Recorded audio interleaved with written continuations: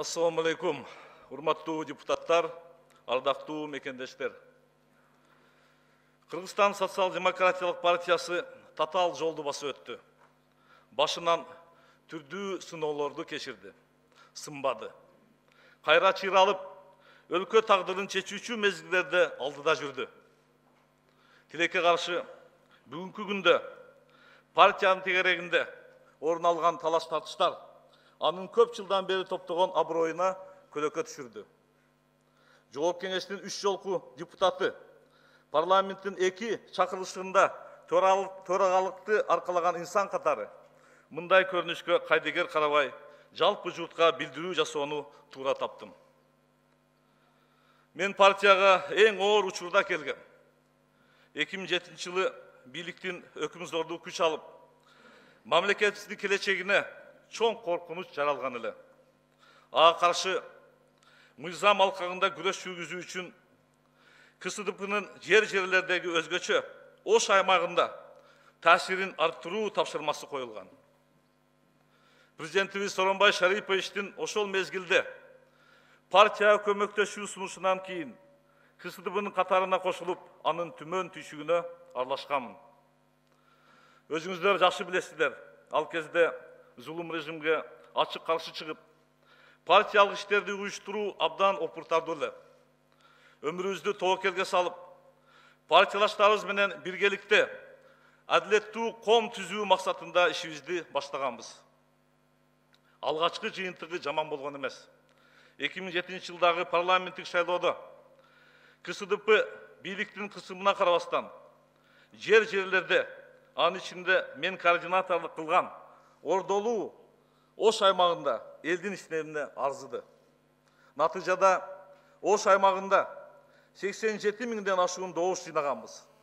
Бул КСДПнын топтогон жалпы добуштардын 45%ын түзгөн. Адилетсиз бийликтин өзүн билемдиги орноп турган заманда мындай ийгиликке жетишүү оңойлотон иш эмес эле.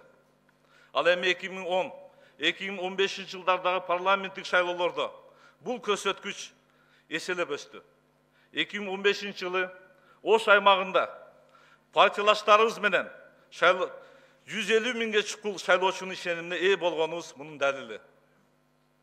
Биздин партия 2013 жылдагы элдик революцияны жүзөгө ашырууга мамлекетибиздин тарыхында бурулуш жасоонун башында турган. Андан соң элдин жеңиши менен келген башкаруунун жаңы формасын түптө мамлекеттүүлүктү бекемдеп, Кыргызстаныбыздын чыныгы, көз карандысыздыгын камсыздоо багытында ишибизди уланттык. Биз социал-демократтар партиялык түзүлүштү чыңдап, күчтүү жана гүлдөгөн өлкөнү курууга баардык күчүбүздү жумшадык. Партиянын катардагы мүчөсү гана эмес, бир кездеги КСДПнын жетекчисинин орун басары, Жогорку кеңештин депутаты, парламенттин төрагасы катары мындай иштерге катышканыма сыймыктанам. Урматтуу депутаттар, кадырлуу мекендештер, партиялар саясий элитанын тагдырын эмес, карапайым жарандардын кызыкчылыктарын коргоп, таламын талашууга тийиш. Партия төрагасынын жеке мүдөөсү, жеке таарынычы, жеке амбициясы мамлекеттин өнүгүүсүнө залакасын тийгизбеши керек. Тилекке каршы бүгүнкү күндө КСДП ички интригалардын айынан өзүнүн милдетин так аткара албай калды. Ушул интригаларга менин да аралаштыруу аракети көрүлүүдө. Мен ага аралашпайм. Партия парламенттик демократияны өнүктүрүүчү күчкө эмес, жеке адамды жана анын бир ууч тобун сактоочу инструментке айланып баратат. КСДПга эмгеги сиңгендер четке сүрүлүп, бир адамдын диктатурасы орноп калды. Партиянын жетекчиси дайыма жалгыз мен баардык жараткам деп жетишилген ийгиликтерди өзүнө ыйгарып келет. Бирок партия тарабынан жасалган иш-аракеттер бир эле адамдын эмгеги эмес. Мында убагында президентибиз Сооронбай Шарипович, фракция лидери Иса Шишинкулович жана башка социал-демократтар баштаган активдүү мүчөлөрүнүн салымы чоң болгон. Жакшы иштердин автору жалгыз өзү болуп, КСДПнын бүгүнкүдөй кризиске кептелгенине башкаларды күнөөлөгөнгө өттү. Бул туура эмес. Кайсы гана партия болбосун, анын жакшысына да, жаманына да партиянын лидери жоопкер. Кыргызстандагы алдыңкы партиялардын бири. Өзүм жан дилим менен аралашып, калыптандырган уюмдун учурдагы абалы жүрөгүмдү оорутуп, бир чети зээнимди кейитип турат, урматтуу депутаттар. КСДПнын тегерегинде жүрүп жаткан окуялар мамлекеттин жаркын келечегине кедергисин тийгизбеши абзел.